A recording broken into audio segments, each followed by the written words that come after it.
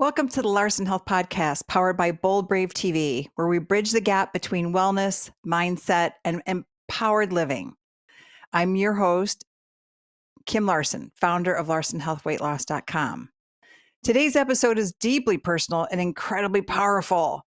We're talking about a journey that many women can relate to. It's the silent battles with hormones, gut issues, and the overwhelming search for answers in a healthcare system that often offers one-size-fits-all solutions.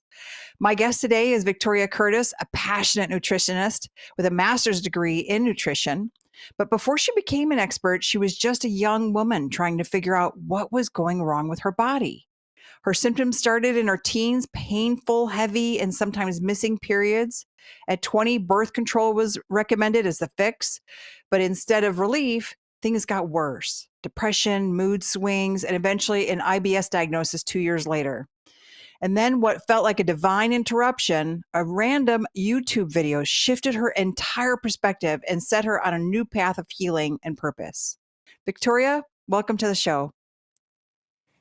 Hi, it's so exciting to be here. Yeah, it's exciting to have you here. How are you? Yeah, How have you I'm been doing? been doing well, been doing really well. Yeah, I'm really excited about this because, well, for for you and I, we talk about nutrition all the time, and this is something that Yes. we connect with so deeply. So I'm really Yes. excited, and this is the first podcast I've ever done. But I'm just so excited Okay. to open up the conversation and see where it goes. And kind of to your point, seeing that video when I was younger ended up making a huge change for me in my life. So if this can help Yeah. somebody, I think that's just a beautiful part of life. So I'm excited. I agree. I agree. Yeah, because there are a lot of other people who've been through this before, or Yes. something similar, right? So we want to Hmm. make sure that we share this information so that they can learn more about how they can also recover. So thanks for Yes. joining today. Yeah, Victoria and I used to work together at Pond Hill Farm, who was the first guest that I had on the Larson Health podcast. And we also are a part of a group called the Impact 100, which is a women's group where we find charities and we donate money to charities with an impact of at least 100 women or more. And it's a great Yes. organization. It's Victoria's mom who is leading up the pack. Yes. So, Victoria, take us back to the beginning. Like, what were those early symptoms you experienced at 16, and how did they shape your teenage years? Yes, so that's a great question. I think for most of us, we can probably relate when we start our period. It's like, okay, this whole new journey, this whole new experience. And for me, I always had difficult periods, heavy periods, all of those sorts of things that come with it. And now, from my perspective, now with nutrition, I look back on that person, that's young 16-year-old, and there's a lot of things that I can kind of like pinpoint of, okay, this is where things were kind of going wrong. But at the time, I didn't really know anything. I just knew, okay, I have these periods. I'm, not only in high school, I was taking dual enrolled college classes. So I needed to be my best person every single day. And on those days that I had really difficult periods, it was just take ibuprofen and kind of just silence our symptoms and just, what can suppress it, what can get rid of this and go forward. So it was I always had very difficult periods. I talked with my primary care doctor about it, and it was basically like, oh, that's normal, birth control. And that was always kind of like the answer was it's normal, and birth control is really the best way of approaching the next steps. And for me at Wow. 16, I was like, I'm not sexually active. I don't plan on being. Why do I need to go on this pill? Never Yeah. really made sense for me. So I just kind of continued to suffer, and I did not know anything about nutrition back then. So I was kind of living my life, not making very wise nutrition choices, had not a great relationship with food, and just kind of suffering and taking ibuprofen. So that was kind of like my life going up to 20 when I was prescribed birth control. Yeah. So you said you were always into fitness. So how did that contrast with what was happening in your body?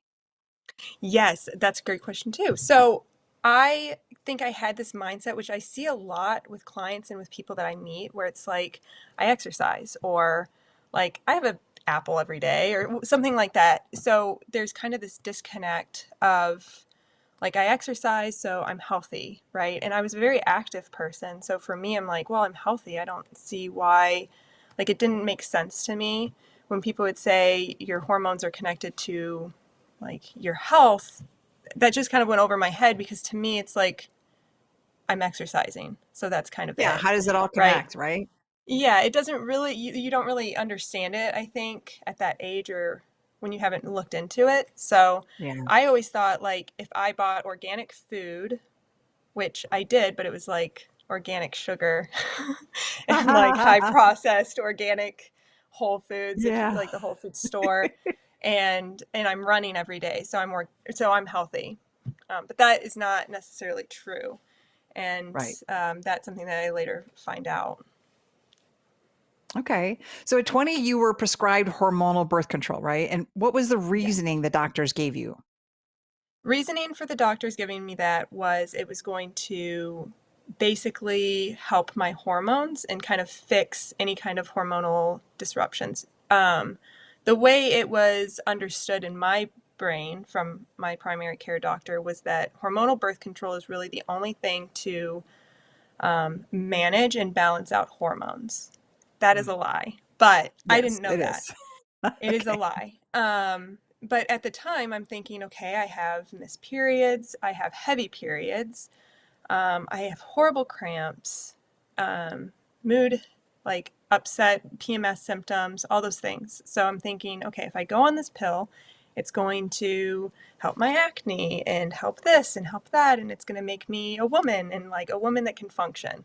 So again, I remember really like kind of, well, I'm not sexually active. Why do I need to go on this? But when my doctor said this is going to help your symptoms, that's when I thought, well, okay, sign me up.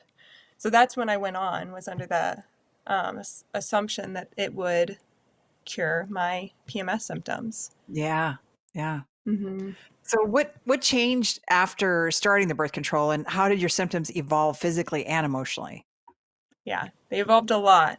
So I started the pill, and I remember when I started the pill, like for anyone who has taken birth control, the pill, you'll know when you open up the packet, you get this like pamphlet, and you open it up, and it's like this giant thing, tiny letters, Yes. giving you A lot of warnings.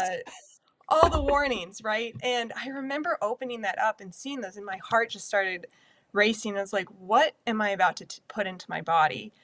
And I remember kind of freaking out, and I called my mom, and I'm like, Mom, should I really be taking this? And my mom's like, well, I took birth control. My mom did. You know, women do. It's not bad. And I think that's very in that generation. And even with my primary care doctor, she was an older doctor. So I think a lot of people from an older generation, this was always like this was a revolutionary thing for women, right? And to take Yeah. control of their hormones. Like that's how it's been marketed, is that birth control takes care of, like, you're taking charge.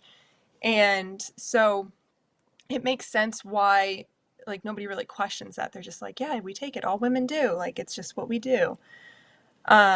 And so I thought, okay, I'm going to take this. So I take the pill, and at first it doesn't really change a lot. I mean, it was kind of like fine, but then I noticed come the first month, from the first month until the ninth month, basically my period switched. So I did not bleed Right. for 10 days, and I basically bled the whole time. I contacted Wow. my doctor about this, and she had really she just said, well, you have to wait. It takes a while for your body to get used to the pill. This is a normal transition. Some women have these kinds of effects. If you want, we can change the pill, we can do something different. And I remember thinking to myself, like, I don't want to change it because if my body, and I like You're still self adjusting. gaslight, I'm adjusting. And I remember thinking, like, well, maybe my body's so out of whack and this pill is fixing me. So that's what's happening during this time. And you almost like Wow. make these excuses for what you're Yeah. doing, Yeah. and you Yeah. justify these things instead of just kind of looking at the facts. And to me, I look at it like, oh, that's so obvious. But at the time, it's like, no, I have to take this. Like, this is going to heal me. Um, and so I start taking it, and I bleed for a very long time. My mood, I was very short tempered. I got headaches. It was a very Oh, different experience to the period that I wow. had before. But come 9 months, it just kind of everything went flat. Like I didn't feel like the heavy extremes of things. It just was kind of all You mellow, I start leveling guess, out. Okay. leveling out. And I remember thinking like, okay, I've made it. Like here we are. And I remember talking to my doctor and I said, yeah, like I now get a period. It comes like 3 days or a bleed. For those who do not know, that's actually not a period. It's a breakaway bleed, and that is different from a period. You are not ovulating, so you are not having a period. But we call it that, but it's not. It's a breakaway bleed. And so I'm now having a bleed 3 days out of the month. I don't have cramps. Like it's sounding really great. And from there, another thing, my skin completely cleared up and my hair became super thick and like Oh, luscious thick hair. And I was like, oh, this is awesome. Like I'm loving this.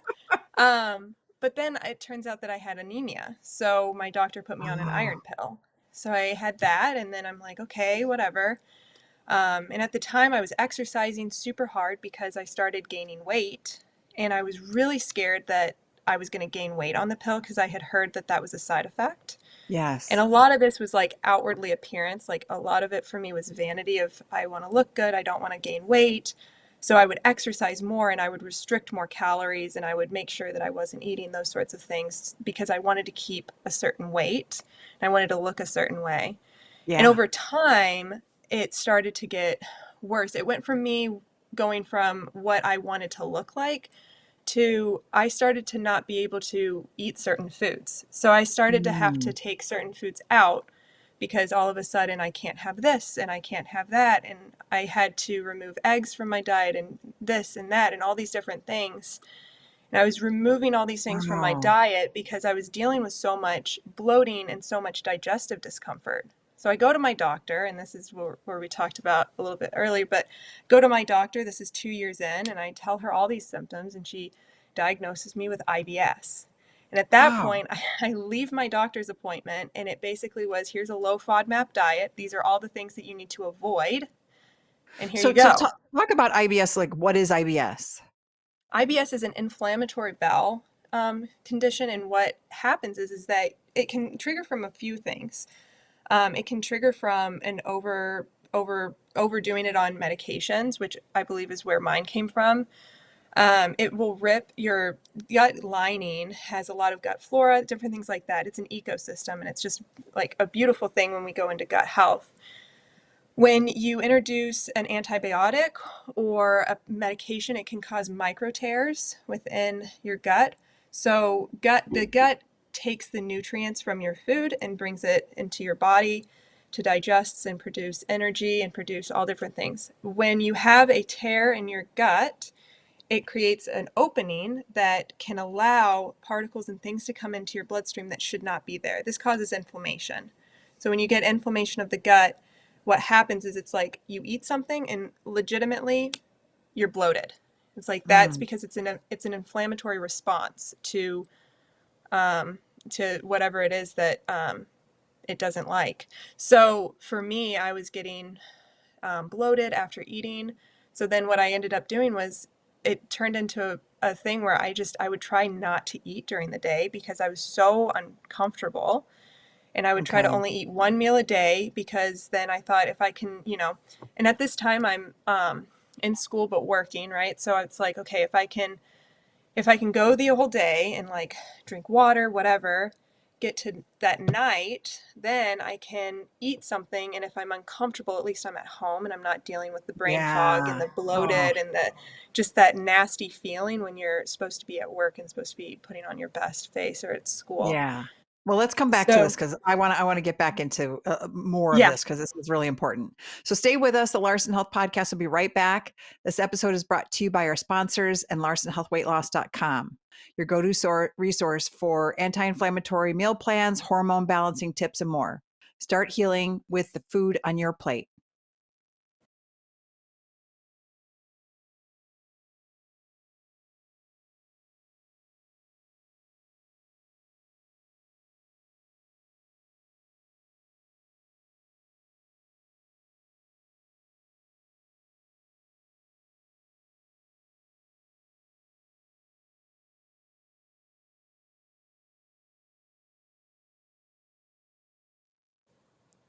We are back with Victoria Curtis learning about her journey back to health. So, we were talking a little bit about IBS. What is it? And so, I'd love to dig in a little bit more because a lot of people have irritable bowel syndrome and they don't know about the leaky gut. So, let's talk a little bit more about that. Yeah, so with the leaky gut, essentially they'll put you like the standard is to put you on a low FODMAP diet, and essentially those are foods that won't cause a inflammation or what is known to be inflammatory in the gut. And so that's what I was basically told. So I was kind of left with this sheet, and it was like low FODMAP diet, go at it. And I went into that, and for me, I just started to separate food in general, and I started to just go down to no food at all, Ooh, or just very small amounts of seeds and nuts. Honestly, those were the only things that I found didn't trigger that inflammatory response. okay. So while I don't have all the information about um, IBS, but I do know a lot about the gut microbiome, Yes. and it thrives in diversity and Yes. intentionality. So when we start to take foods out of the gut, right, like certain food groups, you start to strip the gut from a diverse microbiome ecosystem. And Yes. that's where we can see a lot of kind of the results of that, and that will come from more inflammation, um, different, not just more inflammation, but a lack of nutrients Well, within the body, and that will yes. result in a lot of illnesses. And it comes Yeah, up in different ways for different Hashimoto's people. and Yes. arthritis and IBS and I mean, all kinds of things that leads to. So yeah, it's really Hmm. important to pay attention to whether you have leaky gut or not. I mean, I had Hashimoto's and realized it was because of a leaky gut. And so Yes. I started with marshmallow extract to soothe it, as well as Slippery elm. eating bone broth. And what did you say? Slippery elm is another good one. Oh, yes. Yeah. So yeah, so I put that mushroom extract into my tea in the morning, and then I have the I have anti-inflammatory take like curcumin or turmeric to make sure Hmm. that with black pepper to make sure that it absorbs well, but I take that as an anti-inflammatory, and omega-3 fish oils I take, which is another anti-inflammatory. So if you Yes. eat an anti-inflammatory diet and you take some things to help coat your stomach, you can heal your gut. Yes, yes, you definitely can. And that's something that I learned kind of later in life, through my master's, was that food is healing and you can heal your gut in many different ways.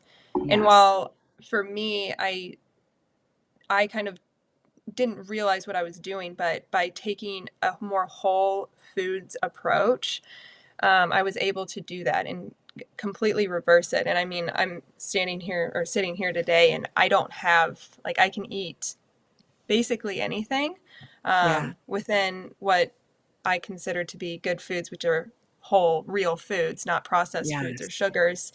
And I don't have problems the way that I did.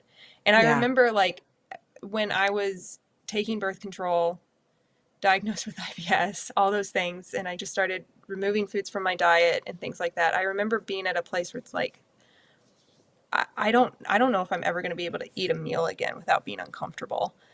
And that is so That's many people, I sad. think, go through that. Yeah, And we just kind of, we just think that that's normal. And it's not normal. That's not how we were designed to live. I agree. So what was the turning point for you? Like, when did you start to question the path that you were on? Yeah. So the turning point for me was, again, I have always loved food. I've always been somebody who's always in the kitchen.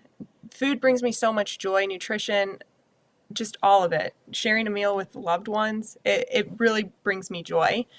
So all of that was kind of taken from me at that point, right? I wasn't able to really share meals. I remember this story, and my friend would tell you this. I went up to visit her at college, Mary, if she's listening, and and I came in Hope and she's listening. she was all excited to go to dinner.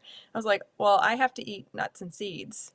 Like cuz I couldn't share meals with people anymore because my gut, Sad. anything that I would put in there that wasn't nuts, seeds, and maybe I think um, garbanzo beans, I couldn't eat it, right? And I Wow. became vegan and all these things, and I was eliminating every single food item. It was like, what's the point of this? And I remember getting Right. to a really dark place because not only was I eliminating food, but my mental health went absolutely completely down into like a horrible place. And Man. you really start to question, like, what's the point, right? So for me, the turning point was I just remember getting to a really dark spot and I thought, this isn't me, right? Like, I'm not a depressed person. I'm not somebody that questions what life is and makes these really hard and dark thoughts. Like, I was once happy. I once, enjoyed these different things. What changed? And so, in a dark spot, and I remember I would pray about it and I'd be like, show me the answer. And I would always get this feeling in the back of my head that I should stop taking birth control. And I couldn't recognize, like, why is that? How would that be connected? That doesn't seem Yeah. right to me. Like, that doesn't seem like birth control, how it, I was in such denial. Like, it doesn't make sense. One night it was a really sad night and I was just at my wit's end. And for whatever reason, I felt the need to go to my computer. Went to my computer, went to YouTube, and a video popped up, and it was from this girl, and she said, "This is why I stopped birth control." So I watched it, and while her and my stories were different, what was similar was that when she got on birth control, she became very depressed, and that's when she knew she needed to stop. So she stopped and she started reading these books, and she told us the books. One's Beyond the Pill, and the other one is In the Flow. And she read these books and she said, you should, like, she really encouraged everyone to read them and determine for themselves if they should be on birth control or not. For her, when she went on it, her hair fell out and she got acne. So it was the very opposite of me. Like, Yeah. when I went on it, my hair was, Thick thick hair, and no pimples. no pimples. Yeah. But depression for sure and gut issues. But in it, she said that there's a connection with birth control and gut issues, which she wasn't dealing with, but she said gut issues, depression. And she mentioned a statistic that 4 out of 5 women that go on birth control end up on an antidepressant. And I thought, Wow. that is Wow. staggering. And whether That or is not that's staggering. accurate, that really stuck with me. And I thought, I need to look into this. So that was a big turning point for me. So did you read the book Beyond the Pill? Yes, I did. And So what I did you got the learn? book. I got the Okay. book and I learned so much. And I was just completely fascinated by how the body actually is affected by the pill and also how the body even works. And I think I never understood how the body worked. So it made sense why I wouldn't ever put these things together. Statistics show that the pill can affect your thyroid, which I don't know much about that, but it can affect your thyroid, it can affect your adrenals, it can affect your mental health, inflammation, IBS, which that to me was like a light bulb. I thought, oh my Yeah. gosh, this is why I was diagnosed with IBS. I've always been able to eat all these foods, and all of a sudden I can't anymore. Right. So it was IBS, depression, autoimmune diseases are linked to birth control, hormonal birth control. There's It's so crazy. much that's linked to it. And I remember in the book, it's like you open up the packet and there's all these things. And when you do, you can see that it's connected to something as random as a cavity all the way until death. Like, that's what you see on those Wow. packets. And we just kind of put it away and throw it away and don't look at it. But I mean, the writing really is on the wall. So Yeah. reading this book, I was just entirely excited and engaged with nutrition, and I was really excited to learn more. So is And that what also, I was determined to heal myself. Yes. So is that what inspired you to go and get your master's degree in nutrition? Yes, sort of, kind of a two play. One was Okay. I was really excited about nutrition, and I was just like talking about it all the time. And then it was my brother, who's a doctor, or well, he's studying to become a doctor, but at the Okay. time he was a paramedic, and he said, people need nutritionists, especially doctors, because doctors only take one nutrition class. Yes. So that was also really eye-opening to me because I think part of me, I wanted to be upset with my primary care doctor, but the reality is that she only knows what she knows, and her study was always, if a woman comes to you with difficult periods, the answer is birth control. So Yeah, my because they doctor don't was know doing, nutrition. they don't know nutrition, and it's a very Western way approach, right? I say I have difficult periods, answer is birth control. And so my brother really encouraged me to get my master's. He said, "You're passionate about this, you're smart, you should do it." So I ended up doing it. I applied and I was able to get in, and thankfully I was able to do it, and it was an incredible journey. And through that, I learned even more, specifically about gut health. And you have something called Down the Rabbit Hole. So talk a little bit about that. Yes. Well, it's called Chasing Carrots, Jason Carrots, which okay. is my Substack. And what I do is rabbit holes, which will be kind of like deep dives on a certain particular topic. My inspiration for that kind of came from my my master's degree. In it, we would do kind of these deep dives on specific topics that were really interesting to us. And I think in today's world, there's so much information out there on this, that, and the other thing, right? And And how do we you, who do you hear, trust? yeah, and we hear opinions all the time. And it's like, well, what actually is the science saying, but also what are our bodies saying? I really do believe in a two-part approach. I think that there's information from the Western world, like our science that we have is super important. We can use that, but also there is the Eastern approach of listening to our bodies and being in tune with our bodies. And there's a way to marry those two together and not go to two extremes of stuff. I agree. Yeah. Yeah, because I mean it's amazing. So talk about some of the subjects maybe that you have done in your um, rabbit hole. Yeah. So far, I've done a lot about gut health, women's hormone health. I just did one on electrolytes, and I've done one on an anti-inflammatory diet.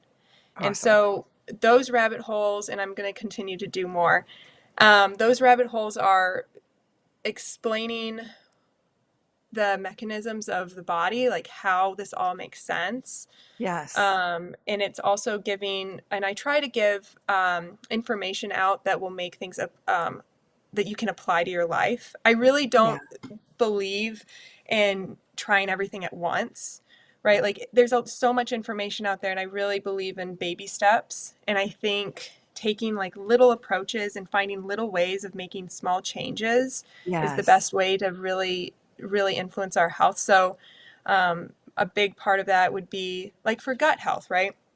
Our gut is an incredible thing, and it's has all this diversity inside of it. And when we feed it the good bacteria, it thrives, right? But when we feed it too much processed foods and all of that, we get dysbiosis within our gut, and that's where we see a lot of a lot of articles and evidence showing that mental health, inflammation, all these different illnesses that we have are connected to a dysbiosis within the gut. Yes. So, gut health is like my favorite topic. Yeah, mine too. Yeah, so in even just like inflammation, right? Because inflammation is all a part of the body's all the illnesses that people are getting. So, hmm And that inflammation comes from the gut. yep. It's so true. It's that information it's that flow of information from the gut to the brain to the gut, and whatever's happening in the gut is going to go to the brain and the rest of the body. And hmm it's amazing what it does to our hmm health. So you're listening to the Larson Health Podcast with Victoria Curtis. This episode is brought to you by our sponsors. For powerful recipes and wellness strategies inspired by functional medicine, visit larsonhealthweightloss.com.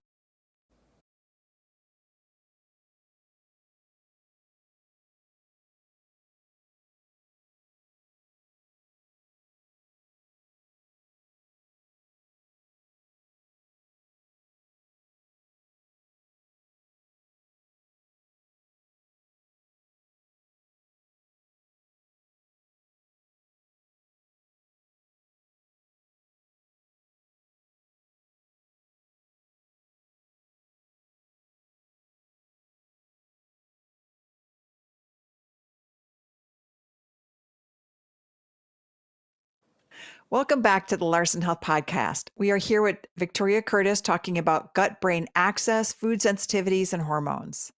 So let's dive into the gut brain axis. We were just talking a little bit about that and what it is and how does it play into the challenges women face with hormones and mood.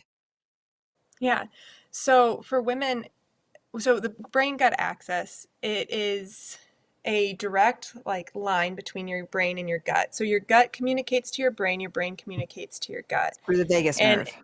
yes. And the interesting thing is that 90 to 95% of serotonin is actually made in your gut. So when we know that, and serotonin is our happy chemical. So when our gut is happy, we're happy, right? Yeah. Um, I learned this in my master's, and it was like a huge light bulb moment for me Oh, because yeah. understanding how birth control affected my gut health and created IBS, it makes sense why so many women who go on birth control end up having to go on antidepressants, is because that brain gut axis has been altered. And so, let's see. So for women, women are very sensitive to hormonal shifts and are very Yes. sensitive in general to what is happening within us.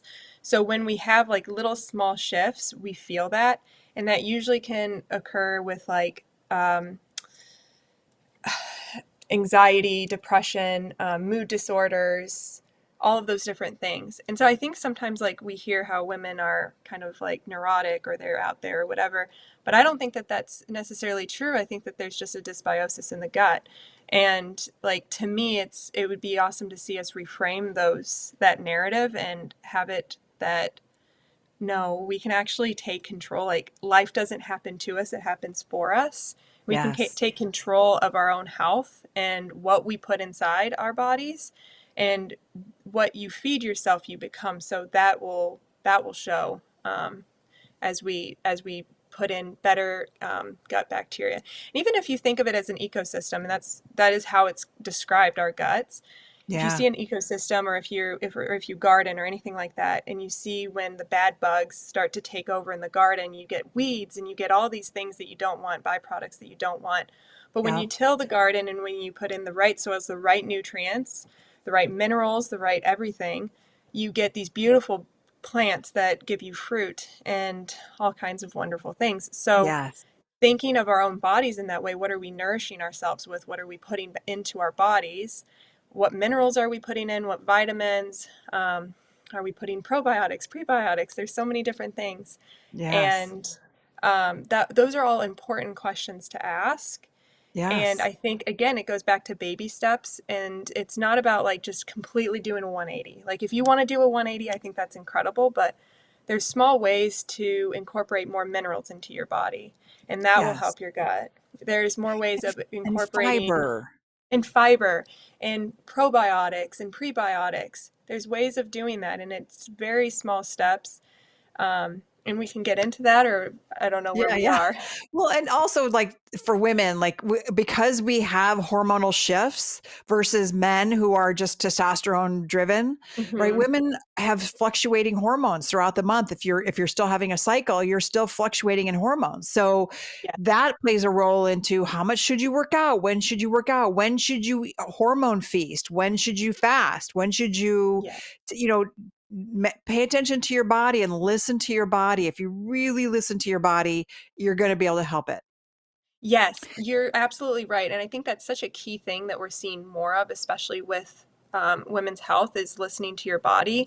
And you're absolutely right. There's more information on hormone health and cycle syncing, like cycle syncing your workouts and all things like that. And we have been in this life of like a man's 24-hour clock, when, as you said, but a woman has a 28-day cycle. So that's a very different timeline. And for men, Mhm. they can wake up and do their job and testosterone peaks and all those sorts of things. But for women, it's very different, and it's very natural and flowy. And that's one thing that I loved about the book Beyond the Pill, is that she goes into that, and she goes into the science of that and what that means. And I think that's incredible for women to kind of give themselves grace in that. Like, yes, we're incredible beings that can do all these things, but there's a time and a place, and sometimes we have to slow down, and sometimes it's the time of the month where we should be sipping tea and reflecting. And then there's other times of the Yes. month, like ovulation, where we need to get out there and we're ready to go and ready to Yes. take on the world. So there's Yes. different times for different things. And um, when you're on birth control, it takes that cycle away from you. So you're no Yeah. longer in tuned with your body and with your cycle and what you need. And I think that too plays a role into like that hyper like masculine role and kind of forgetting to be in tune with our bodies. Yes. It's so true. So how, you had your own gut symptoms like bloating and food sensitivity. Hmm. So how did you connect that to your emotional well-being? Yeah, I think again in my master's when I learned about the 90 to 95% of serotonin in your gut is connected to your brain. I You're think that happy. was a big, yeah, that's a huge part for me because it made sense that, okay, I'm like depressed right now because I've taken out all these foods from my diet and I'm eating nuts and seeds and this and that here and there, maybe a slice of turkey, right? And when you're it's kind of a two thing, I guess. One is that food brings me so much joy. And so I was stealing myself of something that is so passionate to who I am and so aligned with the person that I am. So that was difficult for my mental health and my emotional health. And then the other part was scientifically speaking, a low diverse gut microbiome, which is what I had, Yeah. um, is is there's so many studies The problem in showing the itself. yeah there's so many studies showing that that is correlated completely with depression. And actually it's been really interesting because in recent studies I just read something that they showed adding probiotics to depressed patients is actually reversing depression. And so that's super exciting to see something like that because It instead of is. giving the pill of an antidepressant, we see that we actually have power in our food, right? And Yes. the thing that my brothers are in the medical field. I am not somebody that does not like the medical field. I think that it is so useful for certain things, but Yes. to me, a pill for something that we see and we have evidence that you can change based off of your lifestyle and based off of your Yes. choices and what you put in, that is so empowering versus Yes. saying, like, well, I can't, life is happening to me and I have to take this pill. Like, there's kind of a different Yes. mindset. And there's I always a agree. time that you need to take pills and all of that. And I'm not saying that that's not true, but for the most part there's so much that we can do to take power back in our own lives. And so Yes. that's where I'm like, I don't want that to be robbed of anyone. Like, let's take the bull by the horns and let's fix Let's use ourselves, heal nutrition to heal our ourselves. bodies. Yeah. Yes.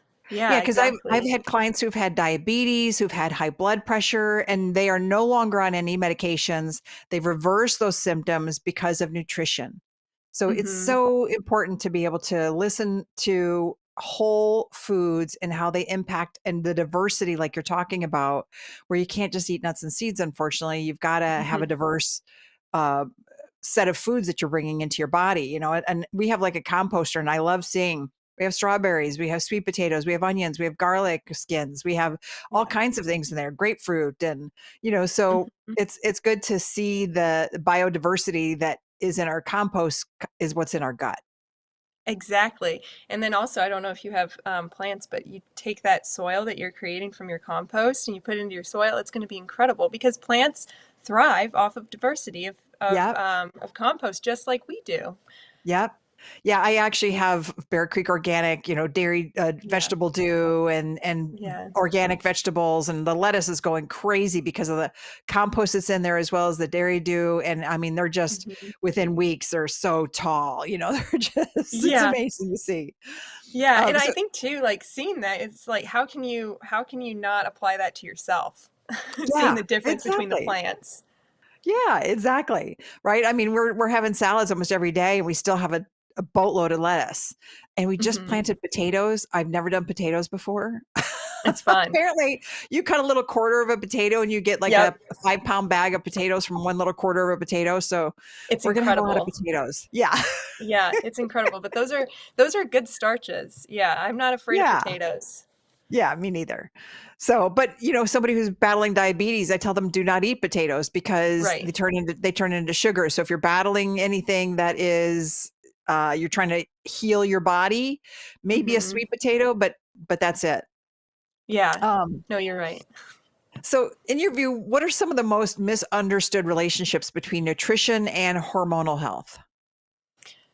So the misunderstood relationships, I would say, is thinking that less is more.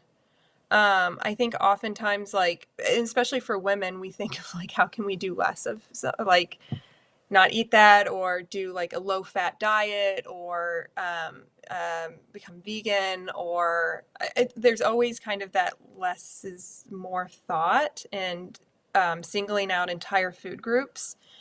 Now, to your point a little bit earlier, if you're battling a certain sickness or a certain ailment, there are certain protocols to take. But I guess for majority of women in general, I would say cutting back is just not the right approach. And Yeah, eating less is not helpful. it's so advertised on social media and all over, and it's just not what a woman's body needs. Our bodies need nourishment. We need to be fulfilled, and we should not be under eating. So that would be Right. one. And then I think another thing would be to think of it as like nutrition as isolated. So taking a supplement is going to like solve all your problems. Similar to taking a pill is going to solve all your problems. I think that that's kind of a misunderstood thing, because it's not just about how you eat, it's also about your whole lifestyle. So your sleeping, your stress, how you eat, how you speak to yourself is important. There's a Yes. lot, there's a lot that goes into the whole body. And it's kind of a whole body approach. It's not just like, okay, so I'm not taking birth control. I'm just going to take a multivitamin, and this has minerals and vitamins, so we're good. And then I'm going to go eat some Doritos and Right. Oreos. And I have definitely been there, so I'm not saying I'm not We've picking on all been there, anyone. I think. Yeah. Yeah.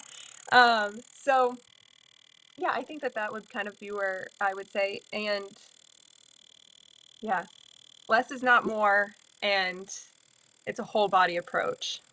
Yeah, and certainly you can't eat your way out of a bad diet, right? You can't No. heal yourself out of a bad diet through a bad diet, Yeah. right? So it's true.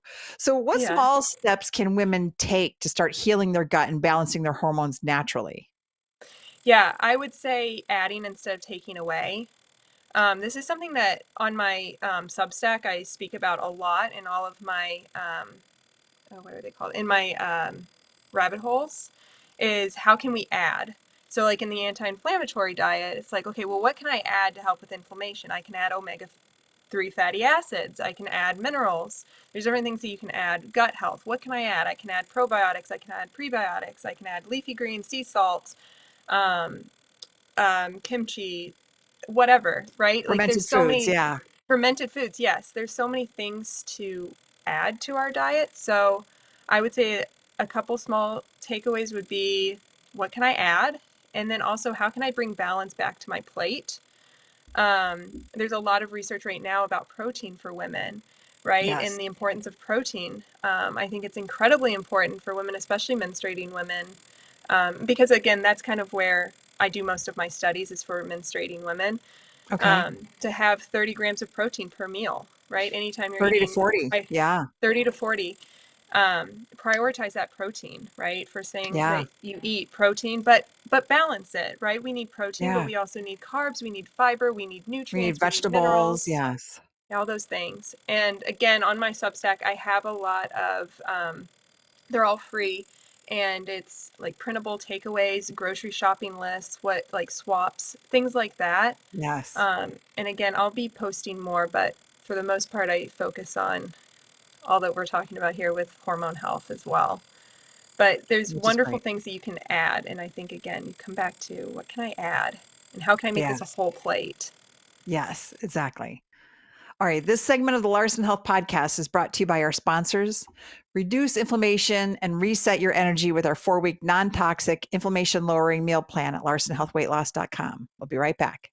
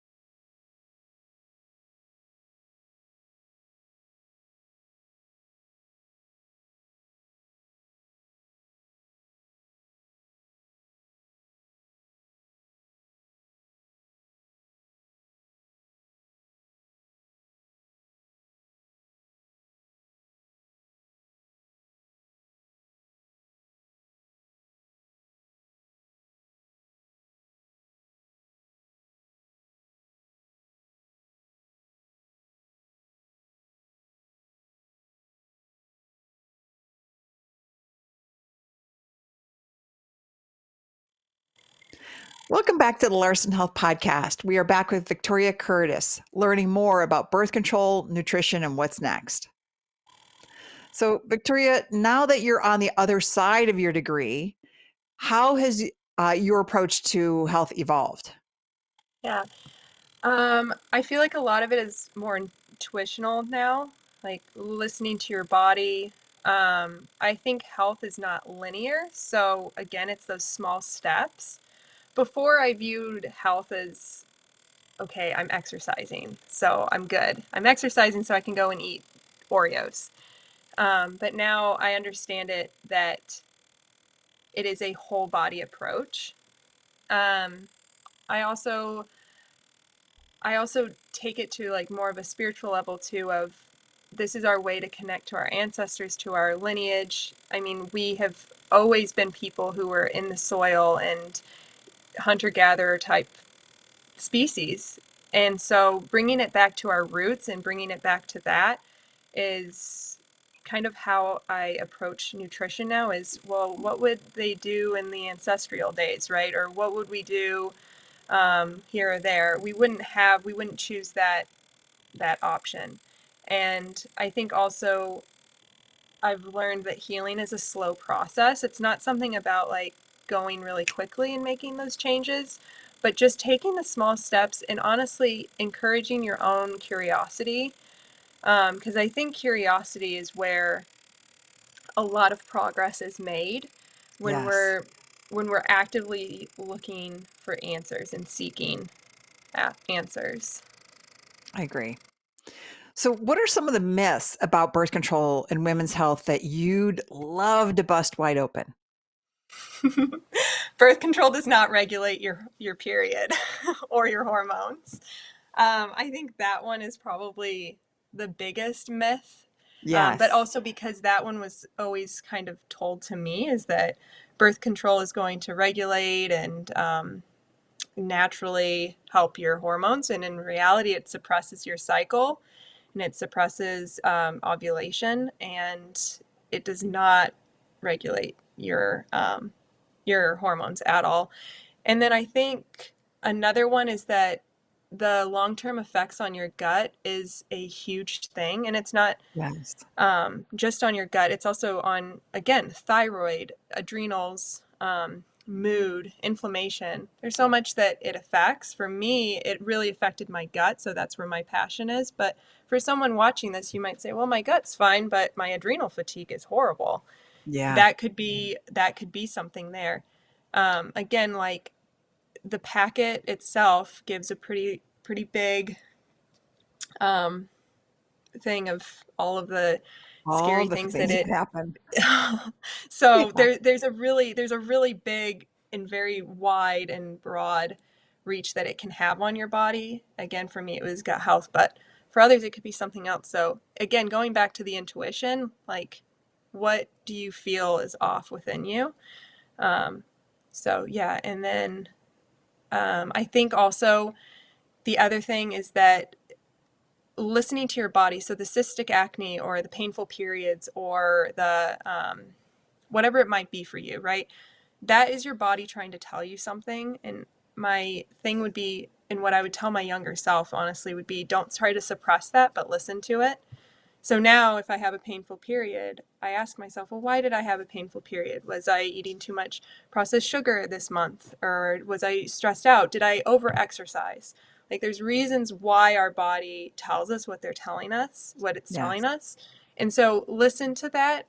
And I think getting off of birth control, it gives you the opportunity to have a relationship and listen to your body.